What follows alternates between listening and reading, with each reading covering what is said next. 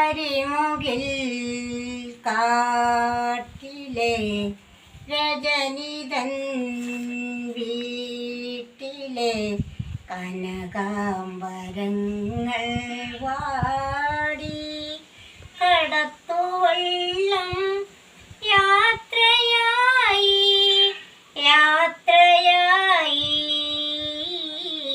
കരയിൽ നീ മാത്രമായി.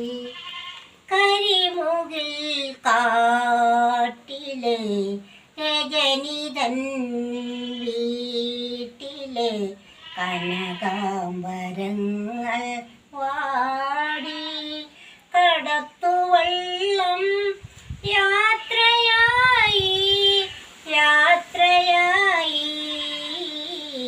കരയിൽ നീ മാത്രമായി. ഇനിയെന്ന് എത്ര ശക്തരാണെങ്കിലും ഒരു നിമിഷം മതിയെന്നേ എല്ലാം കൈവിട്ടു പോകാനും നമ്മൾ ഒറ്റയാവാനും. നമ്മുടെ ചുറ്റും ഒറ്റപ്പെട്ട് കാണുന്നവരെ ചേർത്ത് പിടിക്കണം കേട്ടോ. ഒന്നും മിണ്ടി പറയാൻ ആരുമില്ലാതെ ഒത്തിരി പേര് ബുദ്ധിമുട്ടുന്നുണ്ട്.